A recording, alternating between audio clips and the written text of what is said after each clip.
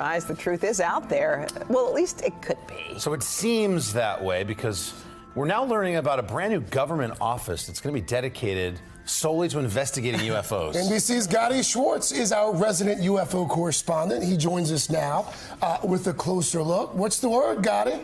Hey, good morning, guys. Yeah, this might sound outlandish, but buried in the more than 1,000-page Defense Authorization Act, there's this call for a new government program dedicated to investigating UFOs, and their scope is pretty wild. We're talking everything from a rapid response to sightings to investigating cases where people say they were injured after encounters. Sound familiar?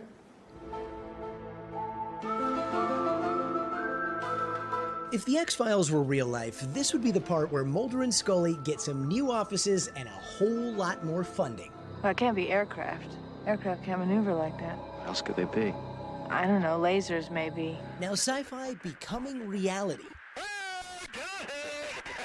With the formation of a permanent government office tasked with investigating unidentified aerial phenomenon, also known as UFOs. If there's a reported incident, now there's a requirement for us to react to that information and go and collect that information. It's all part of a bipartisan-backed amendment buried in the National Defense Authorization Act, spearheaded by Senator Kirsten Gillibrand. I really see this as trying to know what is knowable and not having a head in the sand perspective on this. These are serious issues of national security and technology that we should know about. The effort calls on a rapid response to new UAP cases, sharing information with other countries, briefing Congress on whether these might be foreign adversaries or something else, and even promising to look into cases where service members say they might have suffered health effects after encountering unknown phenomenon. In the past, those kind of reports were late-night fodder parodied by Hollywood or Saturday Night Live. I was wrapped in like a robe made out of warm, glowing energy. Yeah, like a blanket made out of pure love.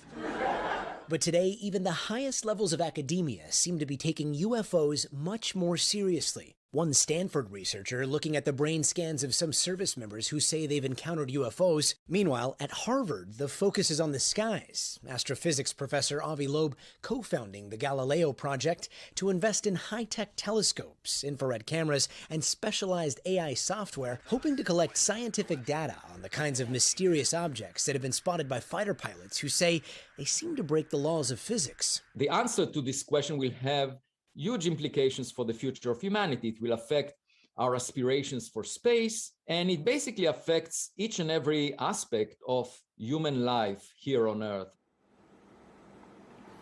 That's right. The big questions there being asked by Harvard as well as one researcher over at Stanford. Guys, back to you. All right, Johnny, thank you. I'm intrigued too. It's intriguing. Yeah. I mean, I think every time you Give me hear the music, though. Yes, someone from the military talking about what they see in the brain scans. Right. I mean, that's big. That's heavy. Yeah. I just want to know what the Space Force is up to. I thought the Space Force was. They should hire Keith Morrison, whatever they're up to. Because when I hear that music, I expect to hear his voice.